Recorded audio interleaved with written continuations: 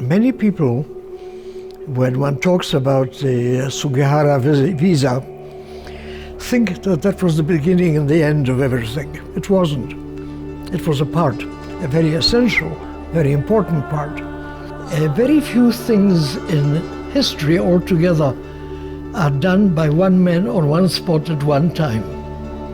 There are generally traces of different ways in life where things connect in totally unexpected ways.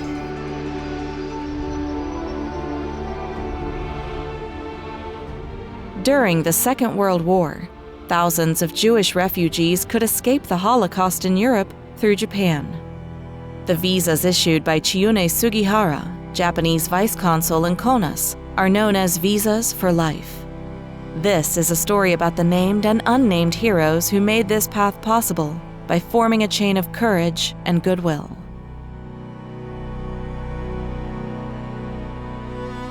My name is Beryl Shore. I was born in Krakow, Poland, on the 5th of November, 1927.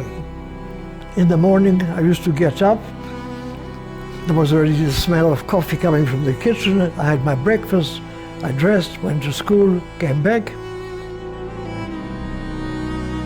Everybody knew there will be a war. There was no doubt about it. Though, shall we say, at least during the last 2 weeks, everybody was quite convinced there'll be a war. The question was, how long will it last?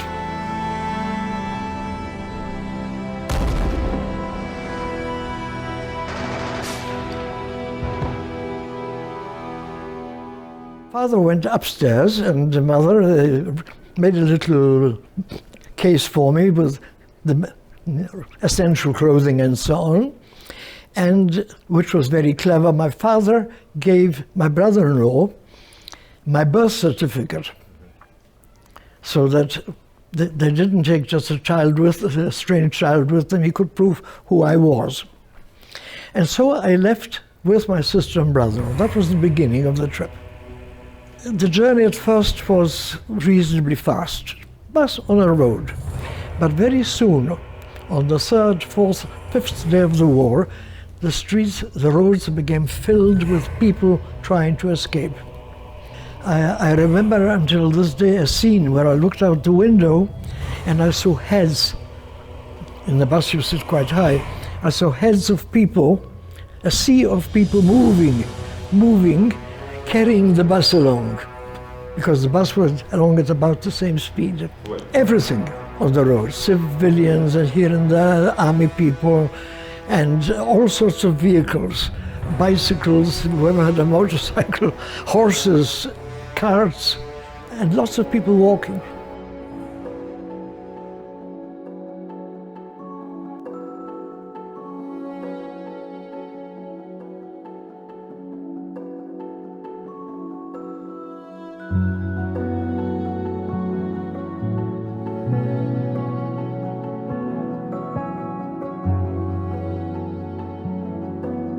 Lietuva 39 metais tai buvo tas kraštas, kuri vienintelė buvo išeitis įsigelbėti ir Lenkam, ir Žydam, ir kitų tautybių. We stayed in Vilnius for almost a year, I think. Well, first of all, it was the Vilnius of the Russians, then the Lithuanians came in. Wintertime, the school was closed when the temperature was less than 21 degrees, minus 21. So what did we do? Instead of going to school, went down to the river to ice skate. So altogether, I have good memories from Vilnius. In 1939, the diplomatic institutions of Lithuania were located in its temporary capital, Čiunės. The Polish refugees needed to obtain transit visas in order to enter Lithuania. The consulate of the Republic of Lithuania, which operated in 1939 in Vilnius, then part of Poland, helped refugees to reach Čiunės. Its consul was Dr. Antanas Trimikas. Bėgimas nesustojo. Susidarydavo eilės nuo antro aukšto Žoržo viešbučio iki toks buvo univermagas, dabar nežinau, kas ten yra. Nuo šito balkono per visą 2 aukštus ir per visą gatvę pro Jagelono iki tų namų stovėdavo. Čia suplaukė nepaprastai daug iš Lenkijos žmonių. Čia visi iš Lodzės, fabrikantai, Vroclavės, kitų miestų, iš pačios Varšuvos. Visi turtuoliai plaukia į Lietuvą. Visiems buvo duodamos tos tranzito vizos į Kauną, kad jie galėtų paskui Kaune, kadangi veikia įvairių valstybių pasiuntinybės, toliau jau įsiskirstyti, kur nori.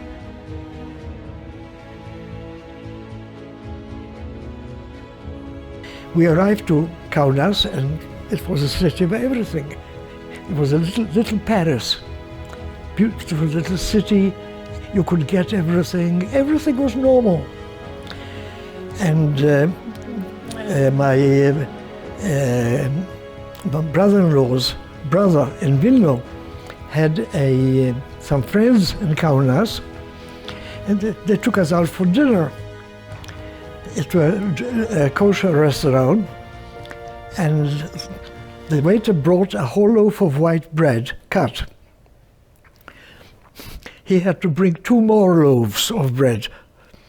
As a boy at that time of 13, 14, ate perhaps a whole loaf like this, including 2 or 3 plates of all sorts of meats and so on.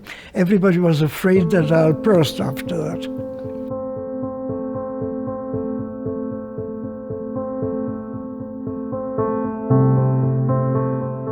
Ir mano tėvų žodžiai buvo, kad nebuvo nei vieno lietuvių, kuris atsisakydavo padėti. Visi dalinosi kuo tik galėjo. Ir tai buvo per visą tą laikotarpį, kurie gyveno.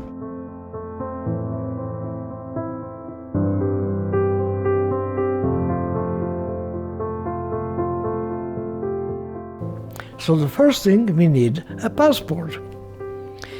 He found out that the British charge d'affaires in Kaunas issued certificates certifying that the holder of the certificate was a Polish citizen. So the first thing he said, it's better than nothing. And so he obtained those certificates for the whole family. English document by the British charge d'affaires in Kaunas was issued on behalf of the Polish government in exile in London.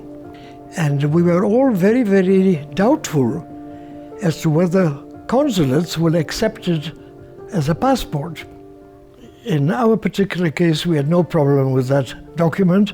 And in the whole story of Sugihara, the charge d'affaires of the British consulate in Kaunas should have, I think, received a bit more praise than he did.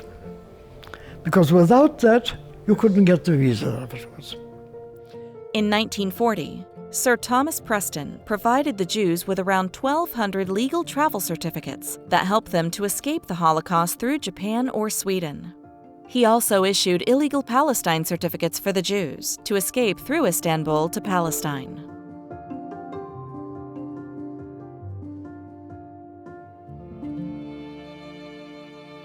Izraelyje aš susipažinau su dar vienu žmogum, kuris tada padėjo Sugiharai. Ir tai buvo Zerach Verhaftik. Ir jisai tada buvo religijų ministras. He didn't think about himself, but about the 15,000 Jewish refugees from Poland who came to Lithuania. Many people didn't see how important it is to leave Lithuania, because after all, Lithuania was a neutral state. The Soviet Union annexed Lithuania only in late July. Then my father had the hard task to persuade the Jews to come to the consulate and ask for these visas. Okay. At the beginning, the Jews said, oh, these papers are not worth anything. But my father worked hard, went to the city of Keidan, where the Mir Yeshiva was, and most of the yeshivas did not want to obtain these papers. But the head of the yeshiva did want. My father saw it his mission to stay as much as possible, because he knew that there's no other one who can do the same work and save the Jews. Eventually, the security department of the NKVD heard that there is some Jew who isn't lying low like most of the Jews and handling his own personal life, but he's doing much tumult. He goes here, there, speaks with consuls and with officials. So one day they decided to summon my father to an interrogation. My parents came to Kaunas at late 1939, and only in late September, October 1940, decided to leave. After organizing the Jewish refugees and helping them obtain the visas for life, Mr. Zora Warhoftig with his family escaped Holocaust through Japan, Canada, and USA before reaching Palestine in 1947. In 1961, he was elected as Minister of Religions in Israel.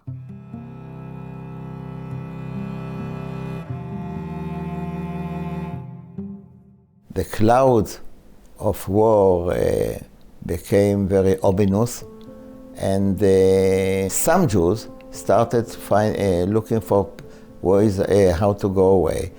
And there were two Dutch yeshiva pupils from Holland who studied in Yeshiva Tels, which is a famous Lithuanian yeshiva, and they went to Mr. Zwarkendijk, who was the Dutch consul or honorable consul in Kaunas. My father asked them to ask the consul if he agrees to put into their passports something which looks like a visa, because this will make the passport look as if it has a visa to Curacao. And he agreed. The Dutch consulate was full of people, and no one had time for him. And he had 7 documents like this, which needed to be stamped and so on. So the consul gave him a little corner somewhere near a table, gave him a sample visa, said copy it 7 times. So the visas are handwritten in French by my brother-in-law, who didn't know a word of French. But he copied whatever he saw written there. In July 1940, Jan Zwartendijk issued 2,345 visas to Curacao that served the refugees as visas to their final destination. However, none of the refugees actually reached that island. Many years later, my father met the man who was governor of Curacao in 1940.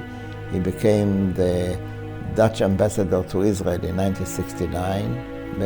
My father seized the opportunity and asked him, told him about the story and asked him, had Jews really reached Curacao, would you have let them enter? So he said, no, I would not have let them. If they would not have been let into it, their fate would be like the St. Louis ship, which had 937 Jews in late 1939, and no country agreed to receive them, and they went back to Europe, and 2/3 of them died by the Nazis. So my father said, let's look at the atlas, and there's no possibility to leave Lithuania through the north, through Sweden, and to the west the Nazis were, and to the south there was no way to reach Turkey. So the only way was through the east. And then my father said maybe we would try to speak with the Japanese consul, Mr. Sugihara. aistra, noras ir viena iš svajonių šalių buvo Rusija, rusų kultūra, ta geroji, klasikinė rusų kultūra. Ir jisai norėjo dirbti Japonijos diplomatinį darbą, atstovauti Japonijoje būtent Maskvoje. チューネさんが、外務省で非常に、ロシア語が堪能で、随分外交的な力を発揮されていた頃で、私の父はチューネさんに大変憧れて、自分もおじさんのようになりたいと。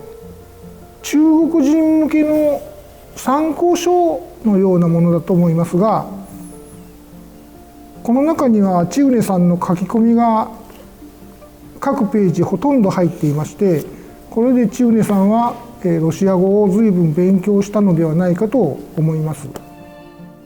It's very interesting that Sugihara was appointed to his position in Kaunas only in late 1939. This was the first time that Japan appointed a diplomat in Lithuania, in Kaunas. The Japanese did it because they had an agreement with Nazi Germany, and they wanted to look after the Nazis and see what they are doing.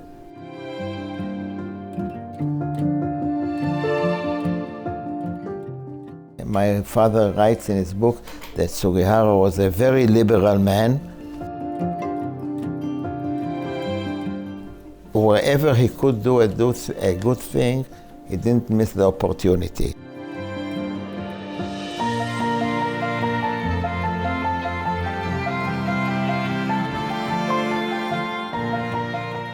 My father recruited 3 yeshiva pupils named Ederman, Portnoy, and Zupnik.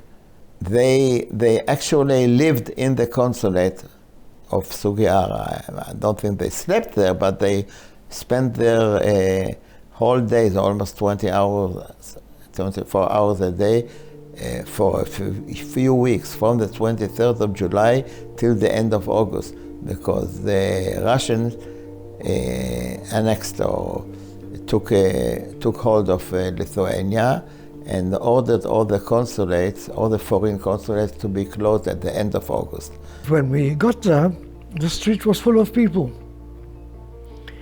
One couldn't get in.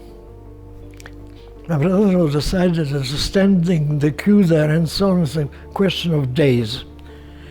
And there was also a rumor that Sugihara was leaving in a few days' time, which turned out to be correct. There was a metal fence, not a very high one, and a gate. And in front of that gate was a mass of people. And they were letting them in 2 at a time, 3 at a time. Vilek noticed on the other end, on the right-hand side, a little gate. And no one there. So he walked down to that gate, saw that the gate was open. So he walked down the path, knocked on the door, and opened it.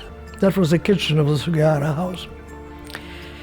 And there was a lady there, a Japanese lady. So he bowed towards her, she bowed towards him, and after a few bows, he saw a door on the other side of the kitchen. He pointed at the door and she said, okay. When he opened the next door, he found himself face to face with Sugihara. Sugihara asked him, how did you get in? So he told him. So he laughed. He said, what can I do for you? He says, look, I need 7 visas. He says, okay, give them to me. And that's how he got the 7 visas. There's another question, did he do it with the help of the Japanese government or against their will? But many people say that he did it against their will. And this makes his part in the whole story even more outstanding. He could have been exiled by the Japanese government and so on, but he took the risk. Without the official permission from his government, during July and August of 1940, Mr. Sugihara issued more than 2,000 transit visas to Japan, thus helping the refugees to escape from the Soviet Union and saving thousands of lives. These visas are known as visas for life.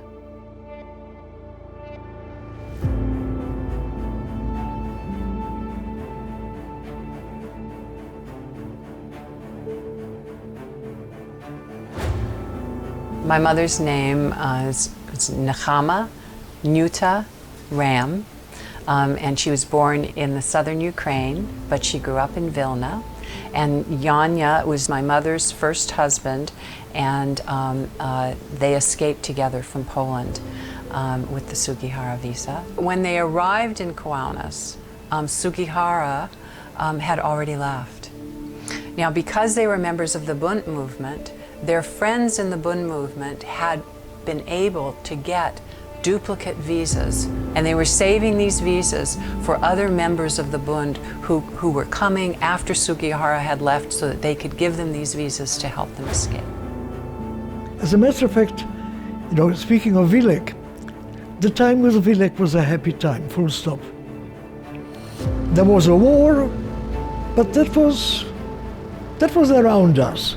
Immediately, our close family were at peace. We had no problems. Everything found a solution. Whether it was food at times when you couldn't get food, or whether it was documents or papers or trying to collect enough money to pay for 7 people on the Trans-Siberian Railway and so on. Everything went smoothly, and I was not involved in any of that.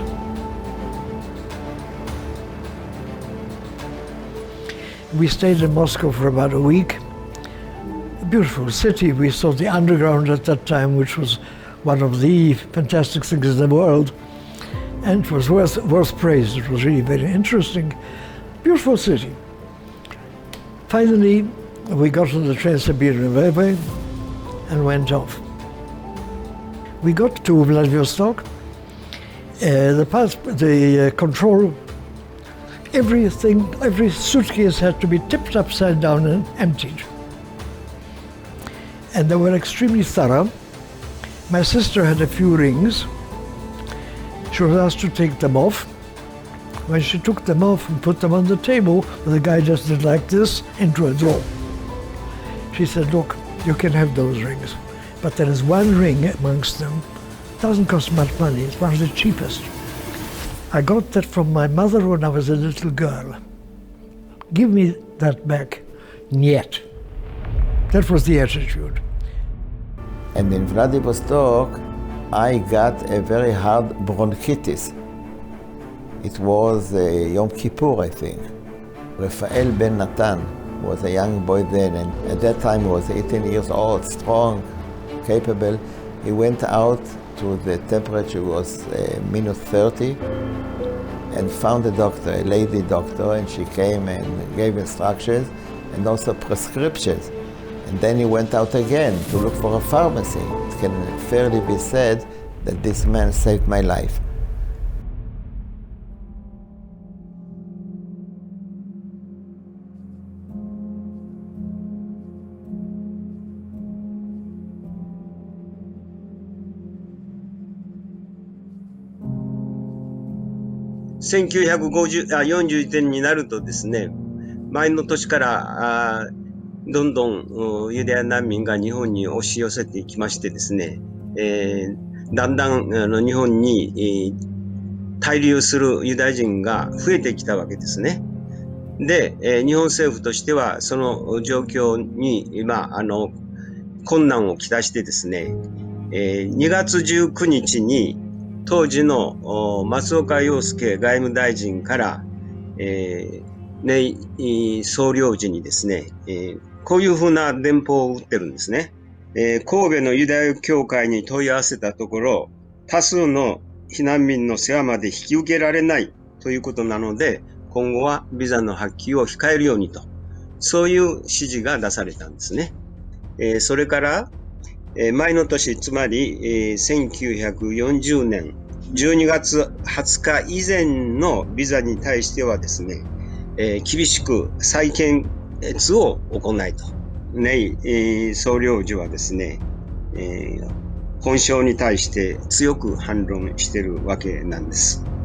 で、特にネイサブローのですね、その日本政府に対する反論の電報が残ってるんですけれども、で、どういったことかって言いますと、ひとたびその日本の領事館が出したビザ、これはつまりカウナスの杉原領事が出したビザのことを指しているんですけれども、ひとたび日本の在外公館が出したものに対してですね、別の公館がこれは無効だっていうようなことは言えないと。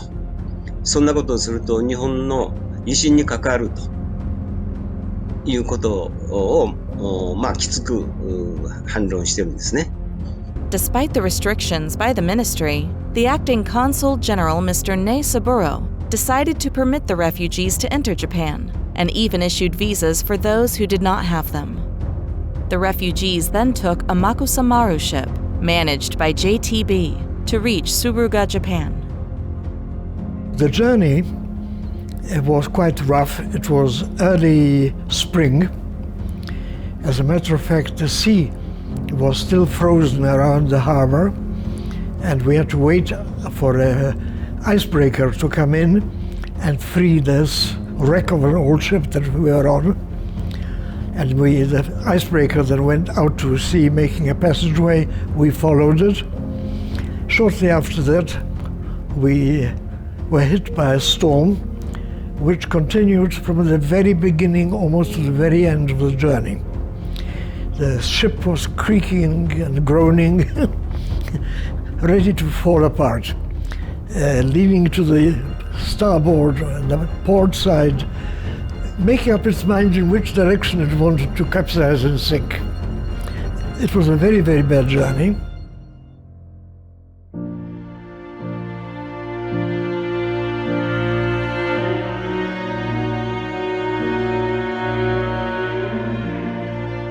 When we got off the boat, I remembered that my father carried me in his arms, and there was a lineup of Japanese people who felt my hair because they had never seen, my father explained to me, they had never seen anybody with hair like mine.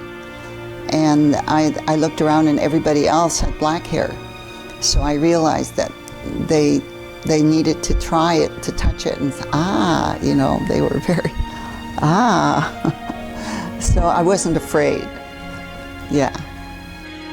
Finally, sunshine appeared just as we reached, as we got in sight of the Japanese islands. And so that we arrived to Tsuruga in a very good mood. We were happy in a country which welcomed us, which gave us a chance to visit at least. We didn't have an idea how long we were going to stay there, or how long they'll let us stay there. And it was a different world to the one we came from. And then there was all those little things along the way. The train journey from Tsuruga to Kobe, the beautiful landscape of Japan, particularly springtime.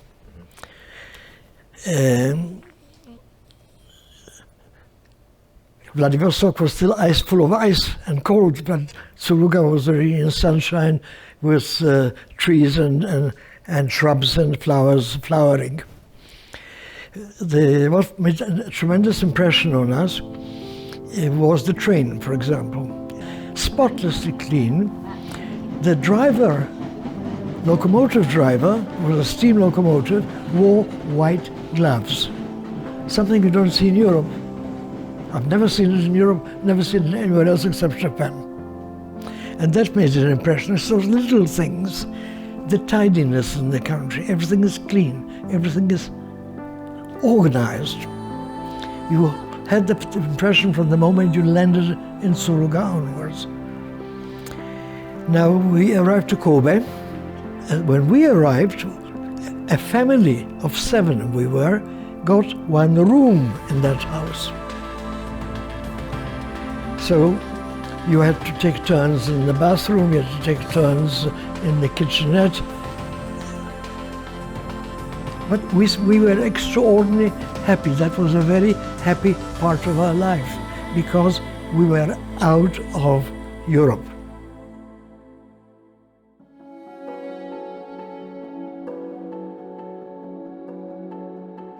タデウシュ・ロメルっていうポーランド大使。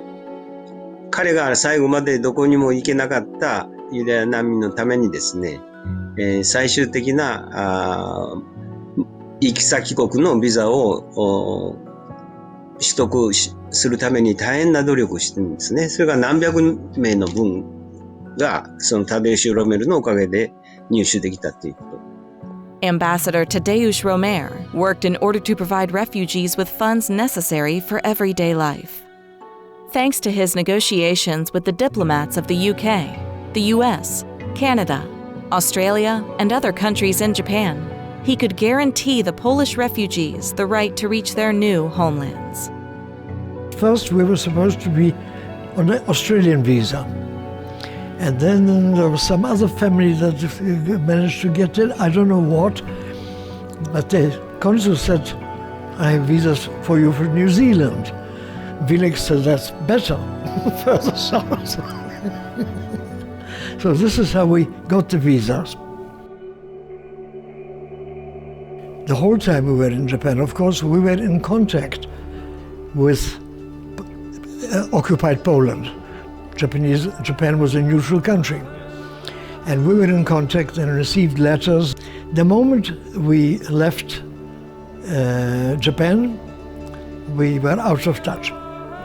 We received once or twice those Red Cross, letters, which took 2 years and said nothing. Not that the other letters said much, but in between you could still understand a few things.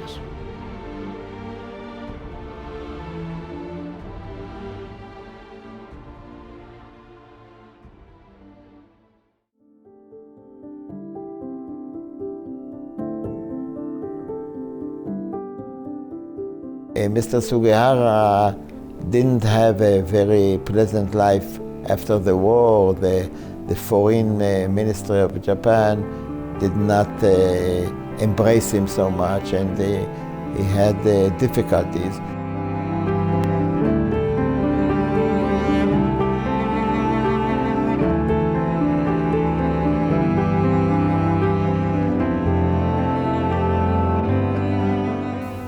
昭和24年か5年ぐらいの話ですが、長男のひろき君を連れておばのとこへ遊びに来て、その当時の食事のそれほどのごちそうもない時代で、そんなと町から来た人に何を食べさせようっておばは言って、そしたら千畝さんは玉ねぎが好きやから玉ねぎの生に塩でもかけて食べさせたってくれっていう話で、で実際にそんなことを食べるかなと思ったら結構喜んで食べて、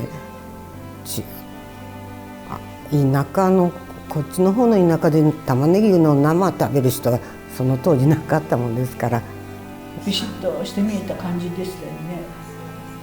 いかにも紳士って感じやったね。子供心に私は思ったもん。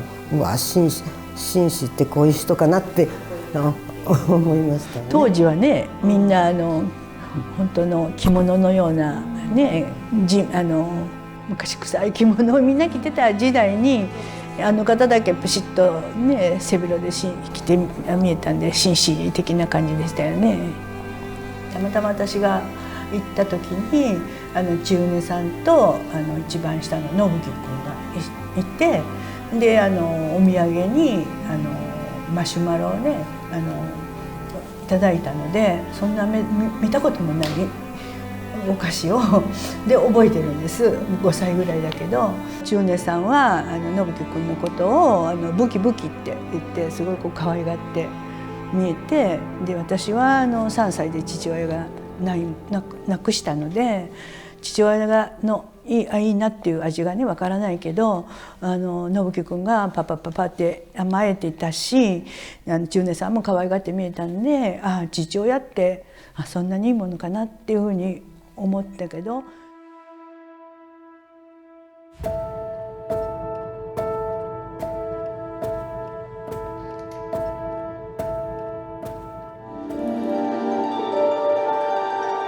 Mes praėjom pro metropolį, pro viešbutį.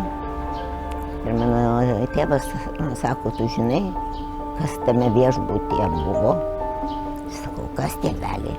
Sako, čia buvo labai ypatingas žmogus, kuris pasiaukojo, kad išgelbėti tūkstančiai žydų.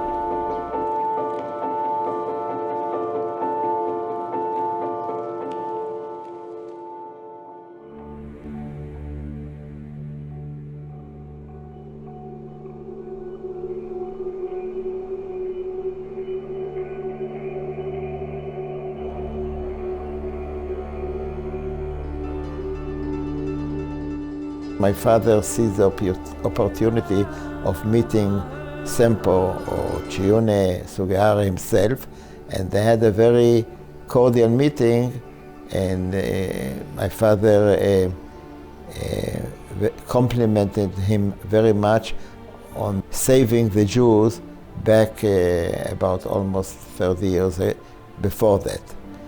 Eventually, after many years of struggle by the survivors, he got this, the proclamation of righteous among the nations only in 1985, a year before he passed away. But at least he got it in his life. It gave him some kind of consolation and late recognition by Yad Vashem of historical deeds. Ir jisai vienam vieninteliam interviu Izraelyje, kurį jisai pasisakė, kai jo paklausė, tai jisai sako, aš nieko ypatingo nepadariau. Aš padariau, kas buvo būtina. He was an extraordinary and righteous man, but he did, being modest, he didn't publicize his big and important work like many politicians today do. He deserved much more than he was given, and I think that he's a symbol of righteousness in the whole world. 大したことをしたわけではない。当然のことをしただけです。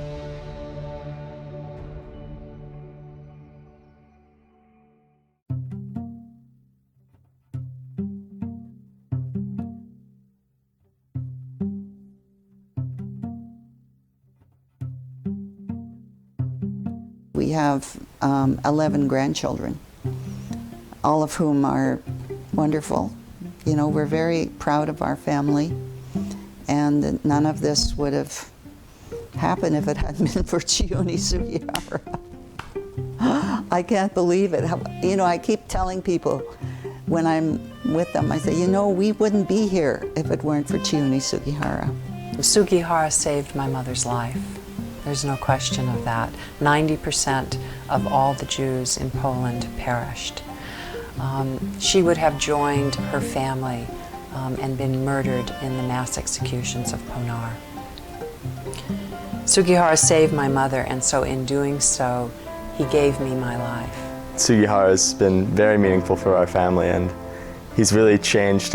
He saved thousands of Jews, and if it weren't for him, I wouldn't be here today. And my family is in great debt to him, of course, and I think that his name denotes somebody who saved so many people, but as well as the connotations of his name are that he really is a hero.